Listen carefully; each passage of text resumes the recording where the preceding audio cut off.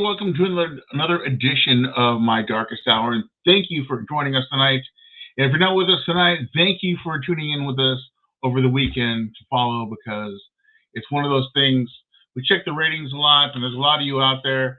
I know Thursday nights are a little bit tough to get to, but we do notice that the ratings go up over the weekends, which means you guys are at home relaxing, enjoying the show, finding out what's going on, or you're just putting us on for background noise as you're cleaning the house.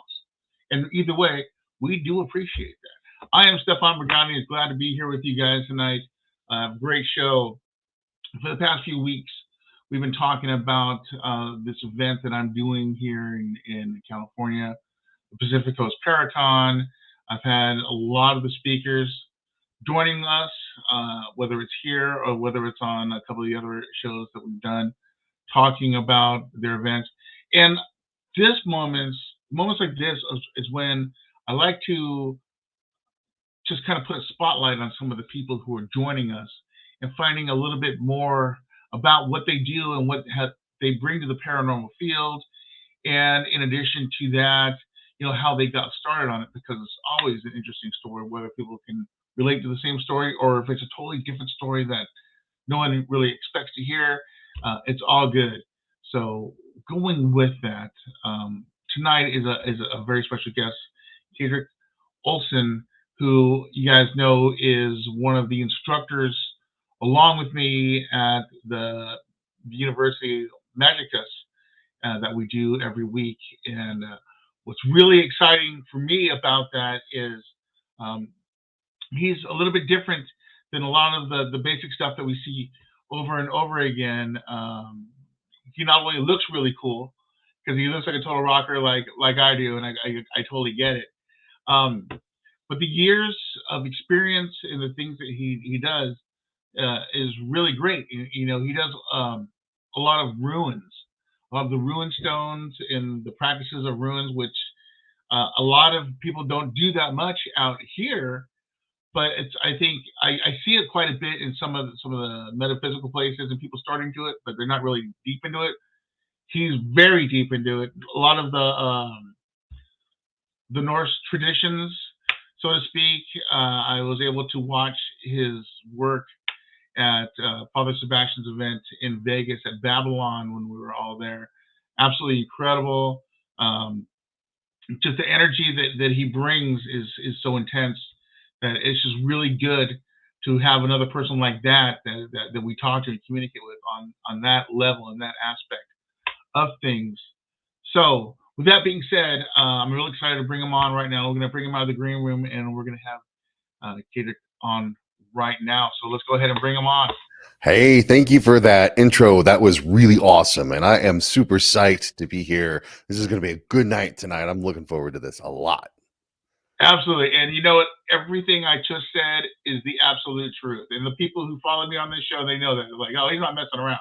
He just said that about this guy. This guy's got to be cool.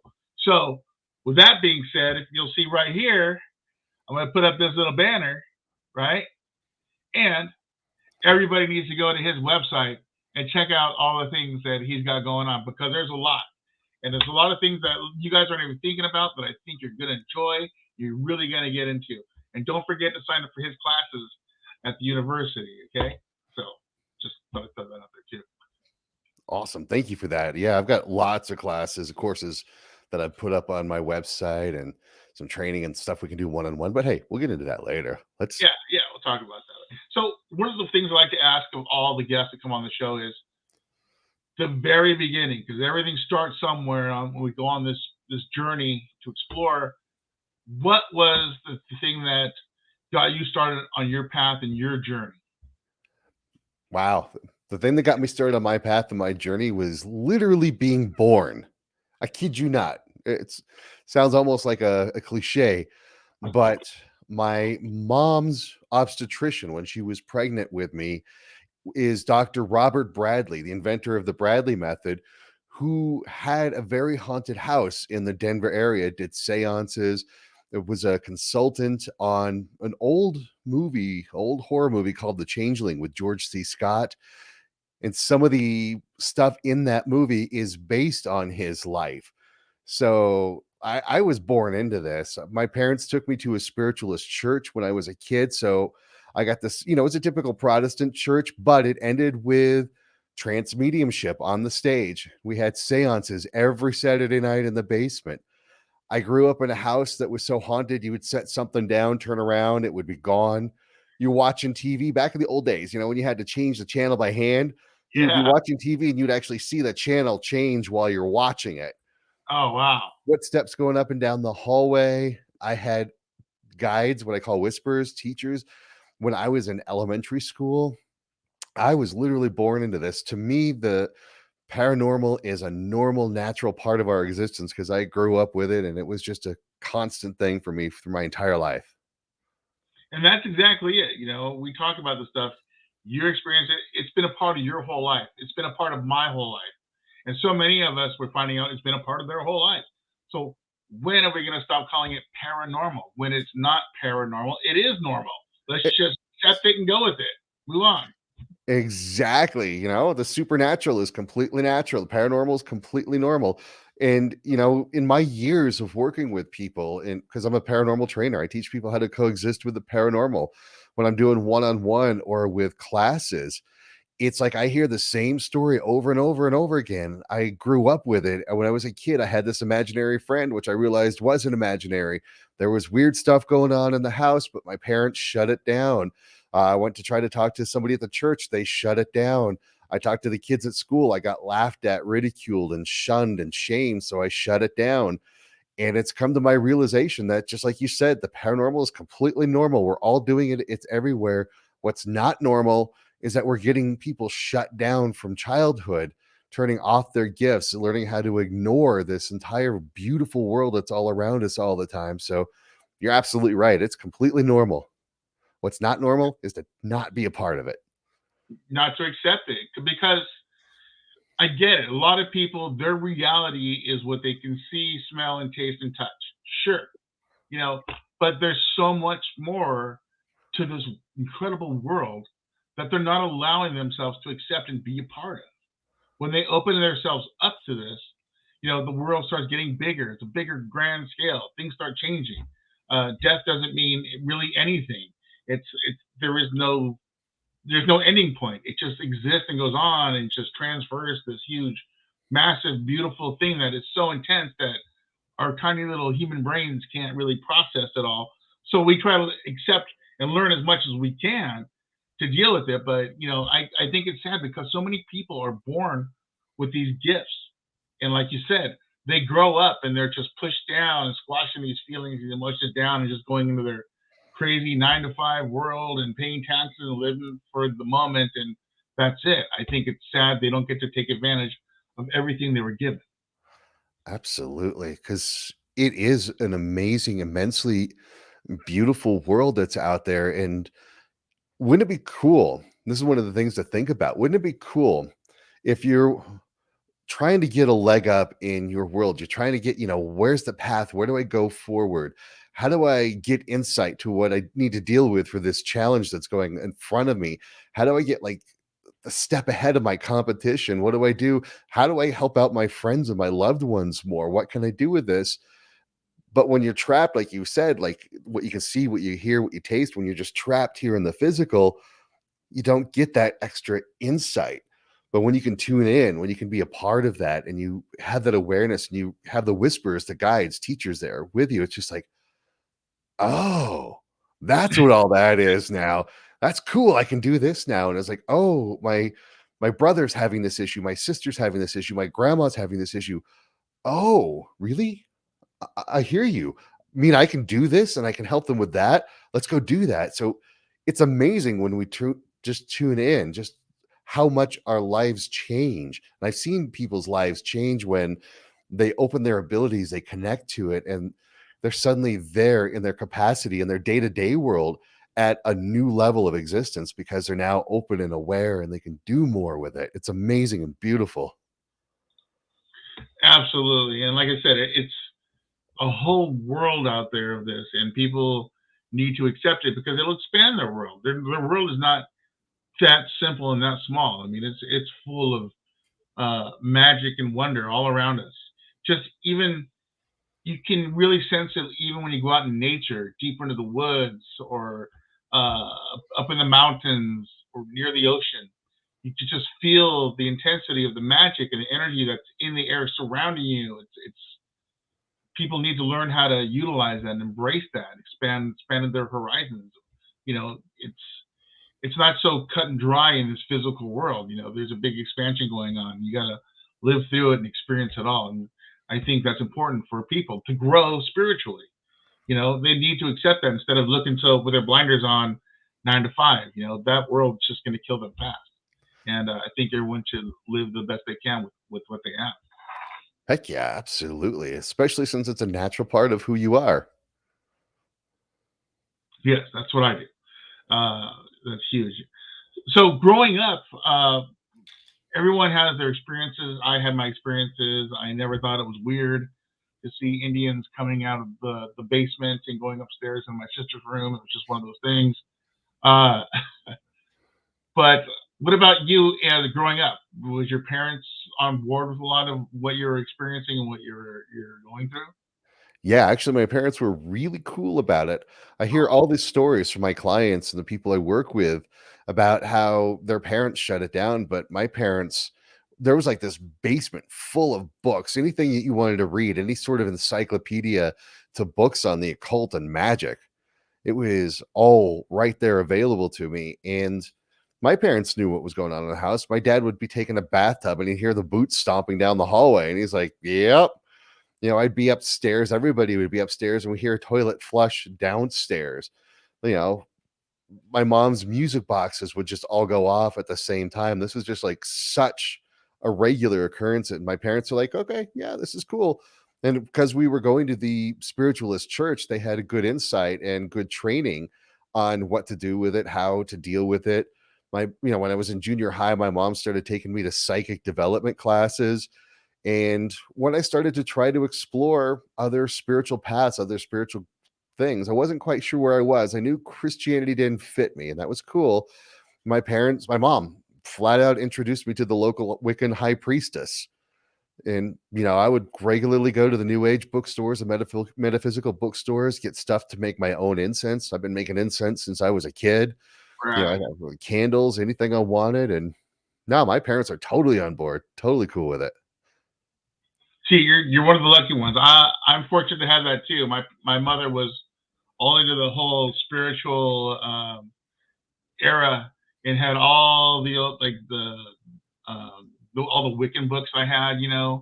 All the reference books. Just like she had a friend in the '70s who owned a metaphysical store at that time, and her husband was a magician, so they had this like magician store, metaphysical magic store, and we used to go there all the time. And I would get candles, and I got my first tarot card, which was the Rider deck, this Mhm. tiny little deck for like kids, and I still have it too.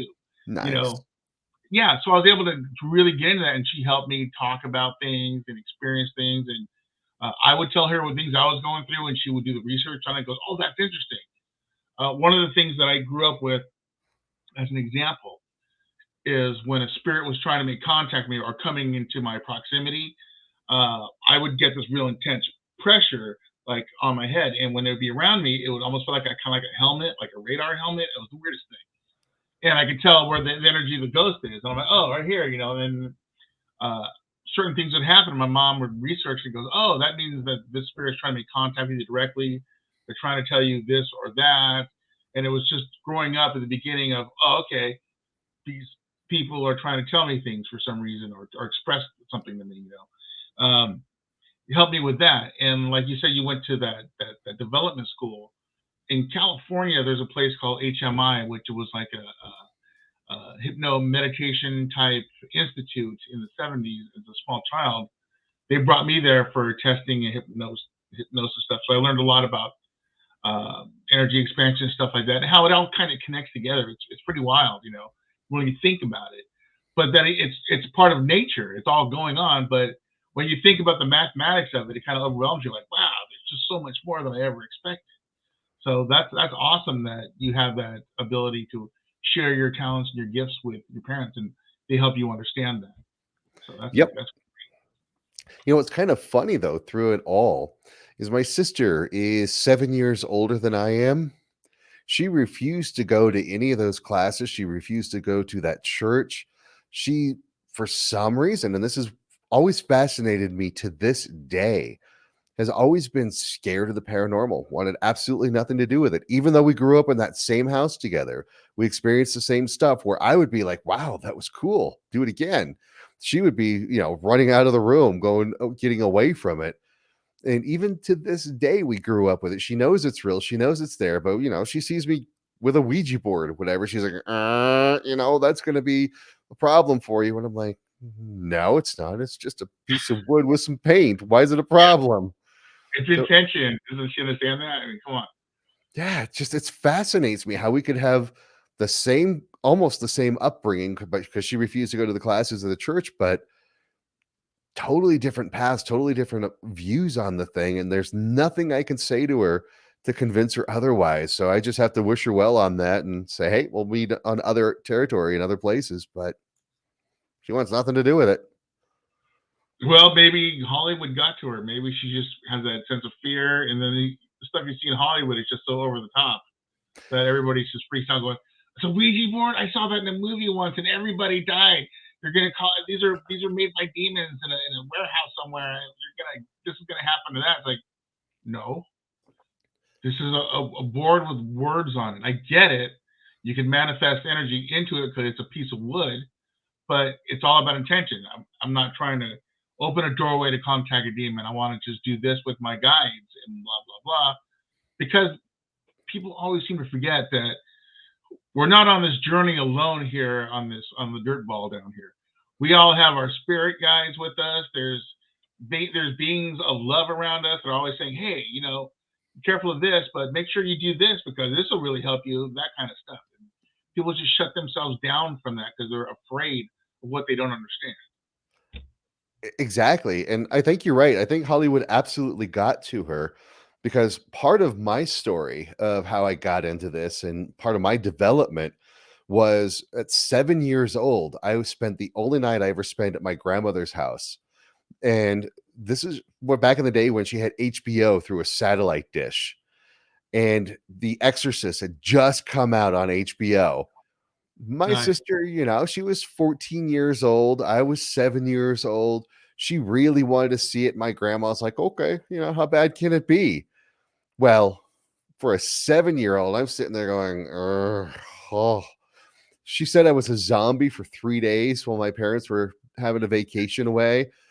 And I distinctly remember to this day that as I went to bed in this strange bedroom every time for the first time ever, that I was consciously aware of what my consciousness felt like.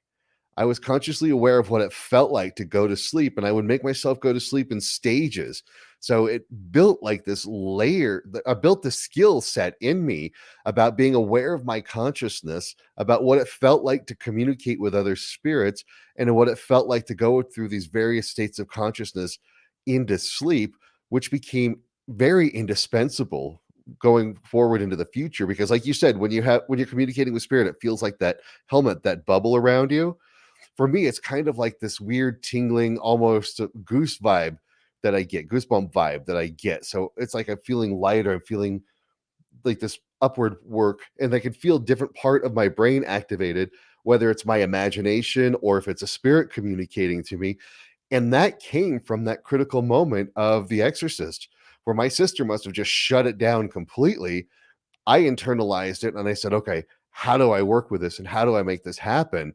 Now, mind you, it still affected me when going to that church because when we were doing seance in the basement, I was still thinking about The Exorcist. I'm still like going, oh, this is scary. This is scary. This is scary. And then, after probably the 10th time, it stopped being scary and eventually kind of got to be boring because it was the same thing over and over again, the way they did it. But that's kind of one of the critical things I teach people sometimes when we get into like some of my seance classes and my Black Mirror courses is we engage that fear. We look at that fear and we get to the other side of it so that it's no longer a problem, so that you can start looking at what the paranormal really is instead of what Hollywood is telling you it is. That's exactly it, and that's why I love horror films because they're not really scary. To me, they're funny. I sit there and just watch, go, oh my god, it's like, I mean, you know, it just overhyped all this stuff, and it does something to people's psyche. The Exorcist is a perfect example. A lot of people freaked out over the Omen and stuff too. It's funny because you mentioned the Changeling, and I Mhm. saw that as a little kid, and that freaked me out. Oh yeah, My me dad too. always wanted to go to these horror films, and he always took me along with him. And I saw that one, and just it was just the unknown. It was scary. Like people are running and people are afraid. The wheelchair comes to the top of the stairs and stuff, and I'm like, oh my god, You But know, that's Hollywood. I've seen some intense, strange things in my 30 years of paranormal investigation, but I haven't seen anything to that extreme. I mean, if I was in an asylum and a wheelchair started chasing me, that would be the greatest thing for me. I'd be like, oh my yeah, god, you're getting out of film? Come on, yeah, I'm gonna beat you. That kind of stuff. That's awesome. But I heck just don't. yeah. I don't see that all the time. A lot of spirits aren't wasting that much energy trying to freak you out. When you go to a paranormal investigation, they decide right away if you're a cool person or not. If you're cool, they might hang out with you and do stuff with you. If you're not, they're gonna go wait in the other rooms until you take off. So it's kind of like that. Well, hey, that's my first rule of paranormal interaction. I've got a list of about 7, 8 rules of interacting with the paranormal. And the Cool. first one is similarities attract and perpetuate. Whatever your mind state is reflective of your energy state around you. And that's what you're going to draw to you. So if you're going to go in a fear state, if you're going to go in thinking this is awful and terrible and scary and demonic activity, either one, you're going to draw that kind of stuff to you, or two, if all the spirits there are like, what the heck? They're gonna want nothing to do with you. But if you Yeah, go in open-minded, you go in chill, you're having a good time with it, which is rule number 2. Don't take it so seriously. Have fun with it. If you go in there having fun with it, not taking it too seriously, you're gonna have a whole lot better time dealing with these things than otherwise. absolutely. And I've learned that from over the years, and I think a lot of people do. I remember a time in paranormal investigation, especially when they started doing a lot of the reality TV stuff. They were always trying to, we're coming in and we're taking over. We're going to dominate this location.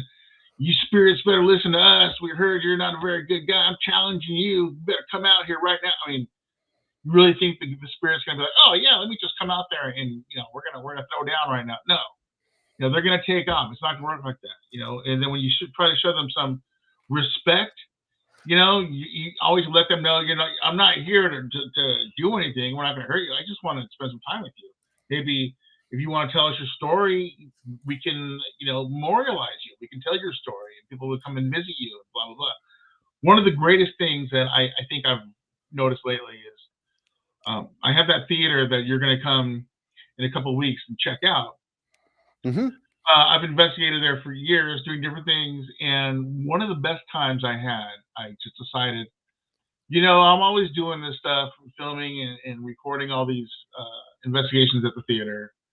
And they're Mhm. always so great and they're interactive and they're hanging out because they've gotten used to me and they just, it's a relationship thing.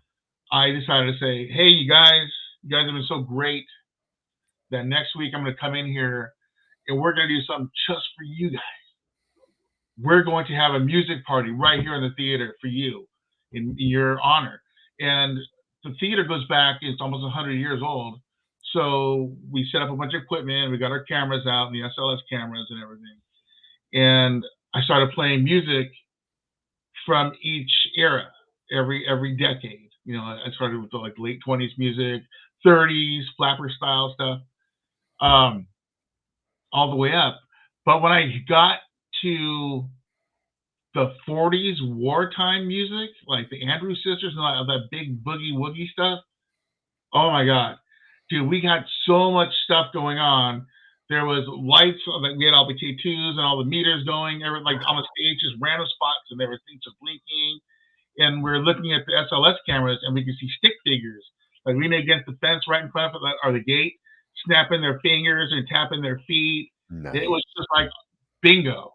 All of a sudden, they were all dancing and having a party, and we were able to catch it all on film. And just it makes that difference. I'm not trying to go in there and do something selfish just to get something for me. I'm doing something for them, and I want them to have fun. It's all about them. And the activity went crazy. So I think that's one of the things we need to learn in paranormal. Don't be selfish or be like that. Go there and enjoy the spirits and make the spirits have fun, because you're not just investigating for the clients of the house, if it's a private investigation or whatever. It's also that spirit. What That's do they right. need? What can you do for them? Honor them. Talk to them. It's a combined joint effort. So honor them and have some fun with it, and they'll have fun with you. Absolutely. And I've been looking forward to coming out to the Majestic since you told me about it back in Vegas when we met. And I am super psyched to be there in June to finally get to see and feel the place out. Yeah, I'm really looking forward to that. And Yeah, I think you're gonna what have. you, yeah, what you said is absolutely spot on because when we're dealing with, for want of a better term, ghosts, we're still dealing with people. So Yeah, we treat people with respect, with dignity, just like we treat with each other. And that's one of the things I teach people when doing a private consult for the home. I don't do investigation work, I teach people. But when I come to their home to do like a house clearing, in truth, it's more always along the lines of how do we get along with each other. And I teach them, just talk to them like they're a regular person. Hey, George, can you not turn on the light in the middle of the night? I was helping a guy out who, in his computer room, there was something always messing with a printer and flipping on the light switch and messing with that. And it turned out to be just a little kid going, "Ooh, what's all this stuff?" So I'm like, "No, I'm not going to do a house clearing here. I'm not chasing this kid out of here. yeah, Here's how you're gonna work with him and connect with him and have a great time with that kid." yeah. You could be the kid of the house. I mean, people don't need to do that. They start running in there with all their white sage, and it's like, wow, that's like wiping everything down with bleach. What are you guys doing? You don't even know what's here yet. You're gonna chase grandma out of the house. That sucks. You know? Exactly. Exactly. And when people run into problems because they are chasing, and I've had people who have had some real issues in the house, and it's because they're either trying to kill the spirit or chase it out of the house or get rid of it. And I go right back to rule number one: similarities attract and perpetuate. If you're going to go head to head with this thing, the more you fight it, the more it's going to fight back with you, and the more problems you're going to have. So why not learn how to peacefully coexist with it, to share energy, to ask it what it needs, ask that spirit what it needs, how you can help him or her, them, what they need, and then share that energy together instead of trying to kill it and run it off. And then all of a sudden, when they have that shift in attitude, which by the way, I'll tell you a little bit about this here. It's called the compassion shift. When you have that change in energy, it changes everything. So the compassion shift is actually something I learned from Dr. Robert Bradley in his story about dealing with the little boy that was in his house, where he was afraid of it. He was deathly afraid of it because he was believing all of the stories about demonic side of paranormal. And so some of the things that you saw in that movie, like the mirror breaking and glass getting into his neck, he still has, well, he's dead now, but he had a scar in his neck where that glass broke. There really was something trying to push him down the stairs. But meanwhile, it's not that little boy. It wasn't the boy. It was his fear and generating that energy that was coming back at him, giving him these problems. And when he learned that it was a boy and the tragic circumstances that that boy died under and what that boy was experiencing as a spirit, he had a change of heart. Instead of having this moment of, "Oh my God, what are you going to do to me?" It turned into, "Oh, is there a way I can help you?" That compassion shift changes that energy from, "Oh my God, I'm going to get you," or fear, like, "Go get me," to, "Oh, is there something we can do to work together? How can I help you?" That I've seen change bad haunted house situations into good haunted house situations like overnight just by changing the attitude. It's amazing. And that's exactly it. It's coexistence. Yes. It's one of those things. Like, personally, I'd rather be in a haunted house than any other house. Sometimes I go to places that are not haunted, and it just feels like an empty box. When I'm around other spirits, things feel more lived in. It feels more cozy. It's just one of those things with me. Hotel rooms, I prefer it haunted. Yep. Yep. So, same thing. It's not something scary. it's something that there might be another energy there that I'm experiencing, and we're coexisting together. They might want to talk. They might want to show me something.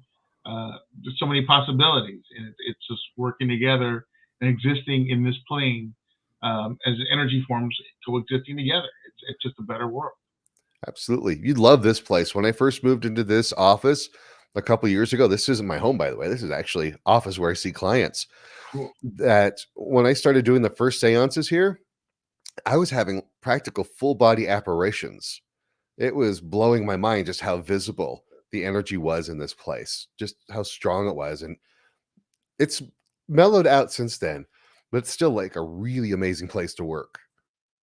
Well, it's probably like a grand opening, so to speak. You're there, you set up shop, everyone's seeing that energy, and they're like, oh, what's this over here? Oh, let's stop by. Oh, look at all this. It's just like one after another, and then after it starts tapering off a little bit, but you get the ones that really enjoy coming back and being in that environment again. But it's just like that. You're putting out that energy. They're seeing that light. They're drawn to it, and once again, they're changing the energy of your place. You're affecting their energy. It's a coexistence kind of thing. And I think it just works out better for everybody if everyone's able to accept that. Heck yeah. And one of my favorite regular visitors, and she's here now, is a lady called Maria. I first bumped into her when I was teaching somebody how to use a Ouija board in here. And she kept coming through. And the more I worked with her, the more her story unfolded that she grew up in a very strict Catholic family. And the stuff that we were doing in this room was, she was told it was satanic and it was horrible and awful, that it was the work of the devil. But now she's on the other side of seances, and she's having a blast with it. She thinks it's like the funniest thing ever. She thinks it's a great time because now she gets to see seance from the other side. She's like, what is this? This isn't scary. What are these people saying? And she's a blast to work with like that. Oh, that's awesome. And that's part of the discovery of things, like you said, with the Catholic religion, stay away from everything because everything's taboo. And I get it. They want to train you early not to go out and venturing because you might get into trouble doing something, whatever. But once you get to a certain point in your life and you're looking for that expansion, you start looking over the fence and you're saying, oh, there's nothing bad out here. I mean, your gut instinct will tell you when something's bad. Everybody's got that little bit of psychic ability about them. When something doesn't feel right, it's probably not right. I've been in some pretty crazy, scary places, and I feel that thick, intense energy on you, especially when I'm doing asylums and stuff. But then you come across these energies of peace that you're like, oh, wait a minute. Oh, I'm tingling now. Oh, this doesn't feel too bad. What's going on here? That's the spirit's energy trying to connect with your energy. The tentacles that we have out, the feelers, are touching other feelers and stuff. It's like, oh, okay, this is not too bad. Sure. Everything's not all scary. So, and I'm glad that she was able to experience something like that and see that there's something different about the world than what she's been told by the church or what she sees in Hollywood and stuff like that. Because there's a whole world out there. Exactly. And then I turned 50 this past year. And so in my 50 years of working with the paranormal, it's funny that I can literally say that because I was born into it. In my 50 years of working with the paranormal, the only times I've seen anything scary was actually human generated. Oh yeah. We're amazingly powerfully creative people. And so when we go into these places where there's, the asylums or the abandoned hospitals, and we encounter that big, dark, scary thing, yes, it's absolutely there. Yes, it's absolutely real. And it's human generated. And so if you can treat it with just as much respect and care as you would a normal spirit, it'll leave you alone. And that's where you get to that other side. Like you were just mentioning, you get through that big, scary thing and it's not going to be a problem anymore. Yeah. And because the big scary thing, once it has a connection and understanding, it might not end up being so scary after all. Exactly. And that kind of gives me a little bit of a soapbox if I can, because I like to bring a little bit of the soapbox everywhere I go a little bit. Yeah. There is a couple that I probably shouldn't name, so I won't name them, but you'll probably guess who they are. Back in the 70s, did lots of paranormal work, was very famous for it. But they were demonologists. And just like a hammer, every problem is a nail. To a demonologist, every experience is demonic activity. And when I talked to some of the people behind the scenes, the people who encountered these real things, it's almost like there's this common refrain. Yeah, there was definitely stuff going on in the house. Yes, it was weird. And yeah, it freaked us out a little bit at first, but it wasn't scary. It wasn't bad until these two showed up, and then they did their thing, and then things got really horrible. And I'm like, oh. Because they came in and started slapping everybody in the face saying, "What? You're a demon. You're a demon." It's like, oh, what? Yeah. Yep. You can't do that. Wait until you know it's a demon before you bring in the demonologist. Because if you bring a demonologist early, everything's a demon. Look at that. That candle moved. Oh my gosh, we got to bless the house. No, just chill out. I mean, like you said, it could be the spirit of a young kid playing around going, oh, what's this thing? I'm going to touch this, That simple. It's not one of the big 13 generals coming in and they're taking over and all of a sudden hell's unleashed on earth. I have done 2 demonic cases. Yeah. And I hate saying this because there's going to be a time I'm going to do one and it's going to be a different scenario. But they had no interest in hurting people or possessing anybody. One we experienced at a cemetery passing through, and it was the energy off it was incredible. I've never experienced it. It was just like this wave of like energy, and it was warm, and it smelled pretty bad, but it wasn't giving off some type of how they give those sense of fear. They freak you and they try to scare you and blah, blah. None of that was happening, and we can see it. It was like, when you're looking at the open road, you see that shimmering, looks like a mirage of water. It was kind of like that in the air. We could see through it, and it was kind of like that, and it was huge. It was just like cruising through, and it had no interest in us. It didn't hurt anybody or do anything. It was going somewhere to do whatever it wanted to do. The second one was intense because somebody was messing with it, of course, but it was telling us that it's looking for knowledge. It was its purpose is to gain information, learn things, blah blah blah. It wasn't interested in possessing anybody or harming anything.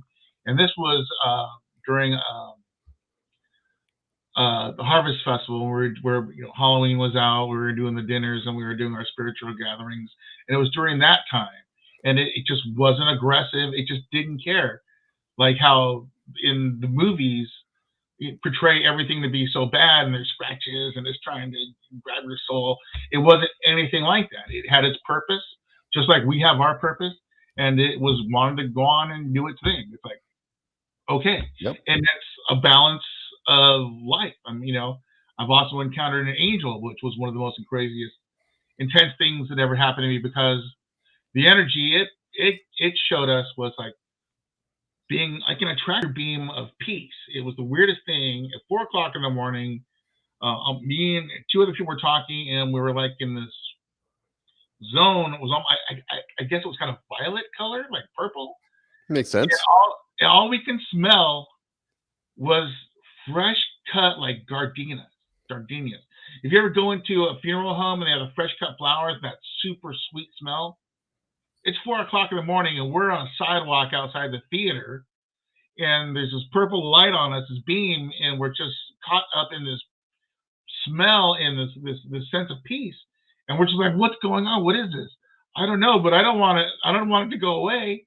I mean, it was just so intense. It was there for, a few seconds, and then it just kind of moved on. And we're like, what the hell was that? That was crazy. And it was just magic, it's just an interesting thing, but nothing aggressive or hurtful, at the same time. Absolutely. That's one of the things that isn't oft spoken of. But in classical demonology, we've got the 72 demons of the Goetia, or the false hierarchy, that are the counter reflective of the 72 names of God. Well, where they came up with all of these demons is they are the pre-Semitic deities. They were like the Macedonian, the Canaan, all of the religions that were around in that area before the Semitic religions took hold, before they came in. And as you know, every conquering culture demonizes the pre-culture to it. Well, then we get to the Middle Ages, and anything that they could, these books basically were their horror stories. You know, the Maleficarious, the witch book, and I can't speak today. Suddenly, the name has completely escaped me to pronounce it correctly. Hey, maybe that's a sign. No. Yeah, something. Don't mention that. Don't tell them. Yeah. But all of these books were like the horror stories of their time. So they were made as horrible and as awful as they could.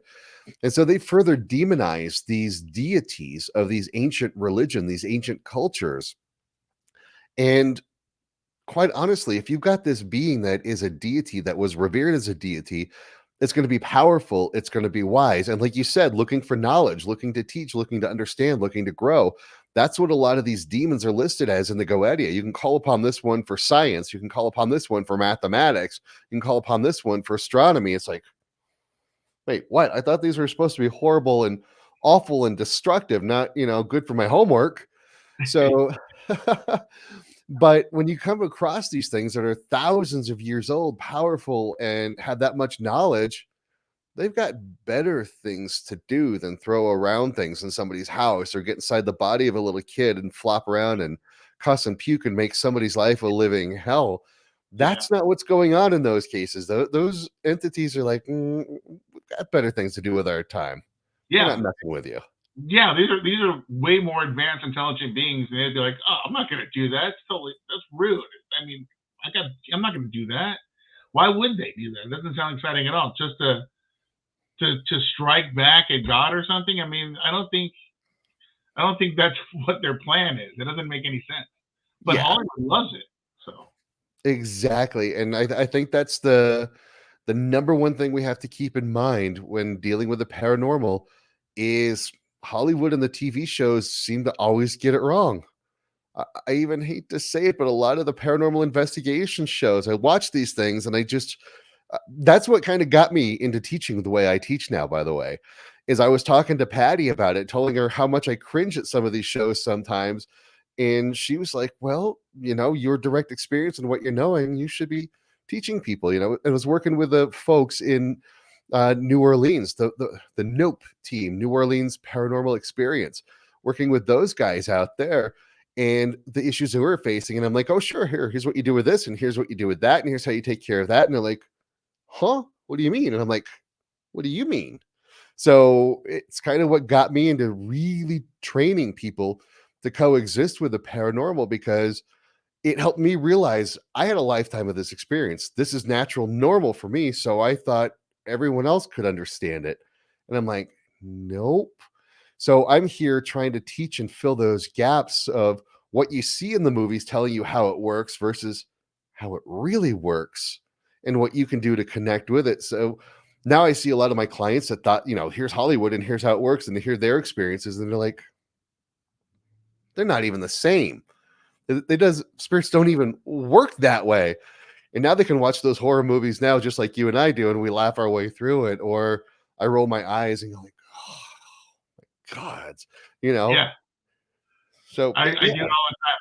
I'm watching a movie and I'll be like relaxing and something will happen. I'll be half asleep and I'll be like, that's stupid. It's like, it's just so over the top ridiculous. Like, who writes that stuff? Obviously, they're not really thinking about it, but they're not trying to. They're not trying to understand it. They're like, oh, we got to think of things that'll just freak people out and be scary, that kind of stuff. It's like, come on, guys. Yeah. That's why sometimes it's like, I went to a concert a couple years ago talking with a lady who collects Ouija boards, and she told me she never had a paranormal experience in her life. And I'm like, what? And you're collecting Ouija boards? Why? And she kept describing, basically what she was seeing in the movies, and none of this had ever happened to her. And so I would be, when I encounter this, I'm like, have you ever had that time when you're sitting at a green light wondering why you're still sitting there, why you can't go, or you have that weird push, that weird thought to do this or do that, and then you go do it and things work out well for you? That's a paranormal experience. Yeah, exactly that. That's people don't even understand. I think that the paranormal has to be like, furniture flying at you and stuff. It's like, no, that's Right. When totally, a lot of times it's just that subtle thought, that subtle feeling, that time when you might be sitting at home by yourself in the dark watching TV.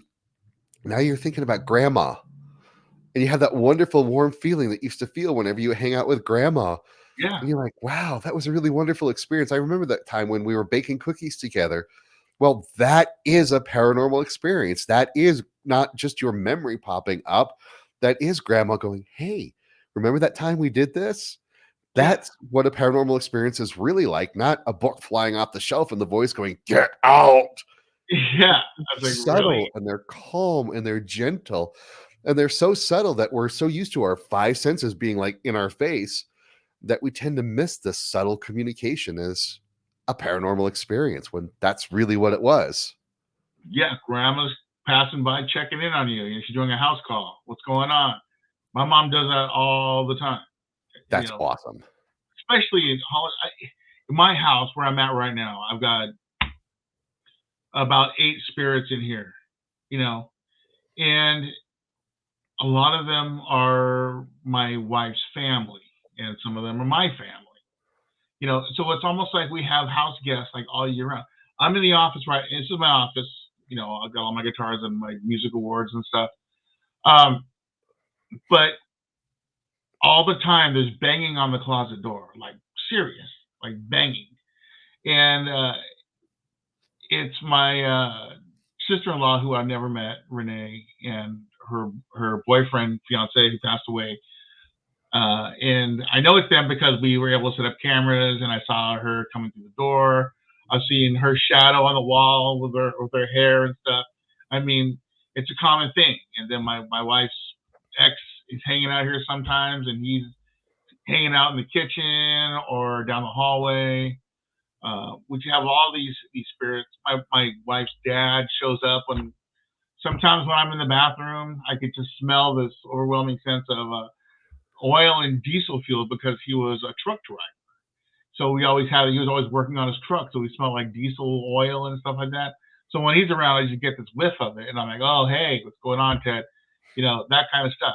So I bet majority of people who have family have passed have some kind of paranormal experience and don't even realize it because all these energies that we've tied to ourselves with throughout our lives, we all stay connected whether we have a body or not. It's not about the physical form, it's about the energy matter that's connected.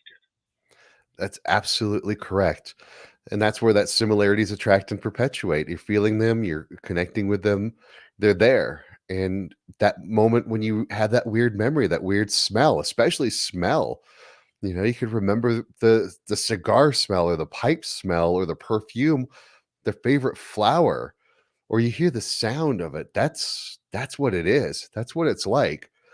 And I've got a really freaking bizarre question for you. And who knows, maybe this is just my imagination, but we'll Sure. see. What is with like the monkey, the organ grinder monkey thing going on? Because there's like a monkey that's like hanging out there. And every time I try to tap into that, I keep seeing like the old fashioned organ grinder, like circus kind of Absolutely. thing. Absolutely. Okay.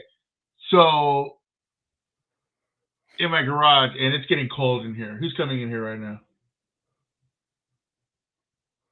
Give me the spirit of one of our dogs because it's a low, cold energy and it's right at my legs, and I'm just freezing. Anyway, I have in my garage a large collection of haunted items that I have helped people get rid of because they just don't understand or it freaks them out, and it doesn't freak me out because I know they're not really that bad.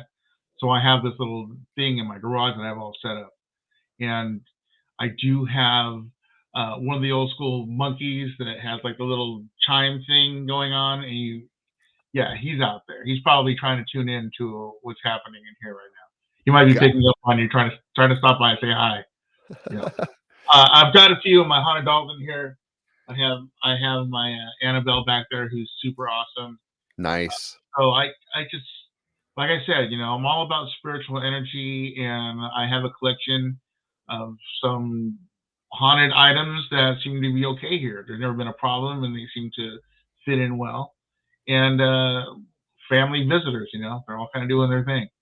So that's cool. You picked up on the monkey. Good job. Thank you.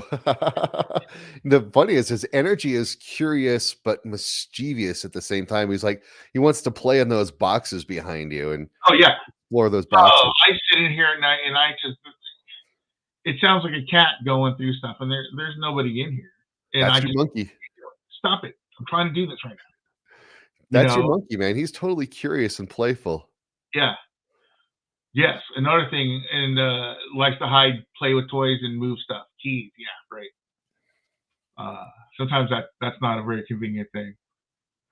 Find keys like in random places, like stuff in my shoes. Like my shoes are laying on the side over there. All of a sudden, they'll just end up in my shoes. Like what? How will they get in my shoe? That doesn't make any sense. So, and that's another thing to be warned about when you come out to the theater. Don't lay your keys out on your table or whatever, because uh, there's a lot of spirits there. It could be up to 100 at some moments. It used to be a big vaudeville theater and stuff, and my band rehearses there. And there are times when we feel like we just feel the energy change in the room, and it's like they're trying to watch a movie or watch a show, and we're standing in their way, and they're like trying to get us out of the way. I've actually walked by the bar on the top level from the restroom, going back down to the stage, and Chester, one of the really big, well-known spirits there, is like shouting at me, telling us we're too loud and this and that and blah blah blah. He's just kind of grumpy, and I get it. We are loud. We're a rock band, but Yep. you know, he'll pick up stuff and he'll move stuff and he'll hide stuff just to get a reaction out of you, because that's what he does. Chester, the prankster. Yep. I've actually worked with a lot of clients that have that going on. And most of the time, it's actually, it's not the case for the theater there, but in their homes, it's nature spirits, little house spirits that Yeah, there they're you not go. humans. They're just little natural entities that just mess with our stuff. And I tell them to put a little altar up, give them their own little shinies, their own little happy things, give them a little bit of honey, a little bit of milk or something, or whiskey sometimes. And they find out that makes them leave their stuff alone. Everything's cool after that. It goes back to respect. Exactly that. And it's funny you mentioned the whiskey or that stuff. I've been doing some dragon magic with one of my golems, whose name is Puff, and I bring him a lot of places with me. Here's Puff. Nice. Patty gave him to me a long time ago, and he's really come a long way. And he drinks whiskey. Aha. Yeah. And sometimes, there'll be nothing going on here, and I won't smell anything or whatever. But sometimes I'll be sitting here doing stuff, and all of a sudden this big whiff of like the alcohol hits me. But it's not there. Like, wasn't there 10 minutes ago? It's not happening 5 minutes from now. It's just this big whiff. So I think that's him kind of charging up and sending that energy out, and like, because he drinks this stuff, it goes by pretty quick. So maybe that's him just connecting with it and utilizing that energy, and I'm smelling the residue from whatever it is, the transference of energy from it. But that's pretty interesting. Absolutely. I'm betting one of your strongest senses from what you've described in our talk here in our discussion is I bet you've got a really strong sense of clairgustance, that smell, the smell sense that you're able to pick up a lot of the spiritual energy through smell. I used to have an old friend that was her primary psychic ability. She knew when there was a spirit around because the smell would change in the room. My clairsentience would kick on. I'd feel the spirit in the room, and then we could have a conversation around that one. So Yeah, I'm betting clairgustance is really strong with you. probably. I smell a lot of stuff. I smell a lot of old perfumes and stuff when I'm connecting with people and places that I go to. Yep. But I still, at the same time, I see spirits. I don't know if that's part of a psychic thing, because the spirits that I'm around are so strong, they'll just, the Chester guy I'm talking about, I've seen him just walk right through a wall, like plain as day, like something you would see on TV. It was amazing. I see him walking through the restrooms upstairs. I see him time and time. He's just not shy, and he's really strong. And I've heard my dad straight out talk to me from the backseat of my car. And my daughter was in the car before, and she goes, "Who's that?" And I'm just like, "Dad, what are you doing here? You're supposed to be doing flying or doing something cool. What do you say in the backseat? Because this is a strange story. This is how it all began. My father just passed away not that long ago, and me and my daughter were going to the store, and I was backing out, and I looked around. There's nobody around, so I'm backing out. But I happened to tap the back of my car on a shopping cart. Ah. I tapped it, and all of a sudden, my dad's voice comes out of the back seat of my car, going, "Whoa, whoa, whoa!" And my daughter goes, "What was that?" And I get out. I'm looking around. There's nobody outside. And I get back in the car, and I'm like, "Dad, what are you doing here? I mean, you're supposed to go do whatever it is you want to go do. This is your moment." But he's like, he doesn't know what to do yet, so he's hanging out with me and sitting in the back seat of the car because we're going shopping. It's like, Dad, go fly, you know. But that happens. You got through that transition period if you're not sure what to do or what's going on. Yep. And I always say it's kind of like that movie Ghost, where Patrick Swayze goes into the subway and sees the other ghost, and he's trying to tell him, teach me lessons on how to be, do this stuff, how to move stuff, how to, whatever. After a while, you learn your abilities, and then you're just Yep. kind of cruising everywhere and seeing everybody and doing whatever you want. Believe it or not, I've still never seen that movie Ghost. But one of the movies that I really like the way they show the transition is What Dreams May Come with Robin Williams and Cuba Yeah, Gooding Jr., where absolutely. everything's fuzzy and he's a little bit clueless, but he can pop from place to place to place just by thinking about it. And then he goes to his own place and he's literally creating his own place in the afterlife and has to learn how to walk and function and how the physics are all different. So absolutely, that transition period is a lot of training. The way I kind of equate it is when we're born into a body, we have to learn now how to walk, to talk, to eat, the function and the physics of this world.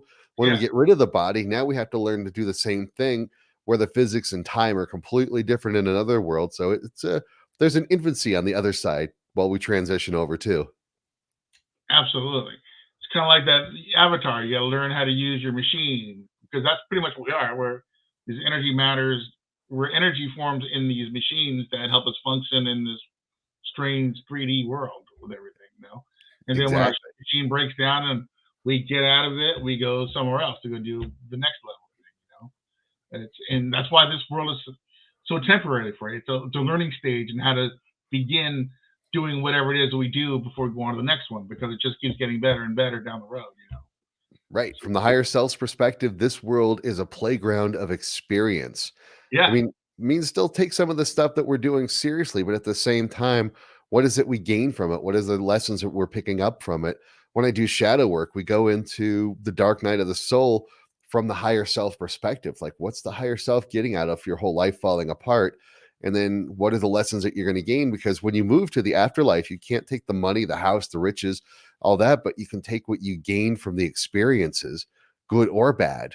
And that's what we're looking for in this life is what are we gaining from all these experiences? exactly that. And that's all this world is. From the second you're born, you're just processing information and learning. And then at the final part of the trip, 75 years down, whatever it is, when it's time to go, you take what you've learned with you. And we learn a lot of stuff, but we don't need to take all that information with us. We take the most important lessons with us that helps us get to the next level. Because it's the old saying, the stairway to heaven. You have to learn this level so you can reach a sense of enlightenment to get to the next step. We do that, and then we just keep going and getting better and better. And the end of the tunnel over there is a big old party saying, "Man, this is good stuff up here. Looking down there, that's crazy." Heck yeah, And that's what life's really all about. exactly. So don't sweat the small stuff. Enjoy the moment, even if it's a little bit scary, even if it's a little bit hairy or sometimes devastating. Embrace the moment for what it is and you'll move through it. That's right. We all get through it. Everything shall pass. Nothing bad is going to continue just destroying your life. It's going to move on. And go Exactly. That on. is the basic fundamental nature of our universe is creative and to build and to grow, not to destroy. And those things that are destructive, they're only temporary. They come and they go and they're gone, which is why I don't think I've encountered too much of that demonic force that's out there. Is because it's destructive. It comes, it goes, it's gone. But those things that create, those things that build, and the experiences we have from that, they just continue to compound and grow, and they have that ability to continue existing. Absolutely. That's absolutely it. So everybody out there, you're watching My Darkest Hour. This is the podcast. You know this because you can see us now. It's not just a radio show anymore. So you can see how beautiful I am and how great he looks here on camera. Look at that. Look at that beard. That's fantastic. So we were talking to Kaedrich Olsen. Please go to his website at kaedrich.com. We've been talking a little bit about energy matters, spirituality, lessons of life learning. For those who are in the California area that are coming to the Pacific Coast Paracon on June 3rd and 4th, you can spend some time talking to Kaedrich. He'll be showing you stuff that he does, talking about the classes that he teaches on the University Magickus class, our school that we do. I have a couple of classes coming up on Saturday. It's going to be great. I hope you guys tune in and are able to be a part of that. Check out his website. If you want to, you do readings for people over the internet as well. Yep, so you betcha.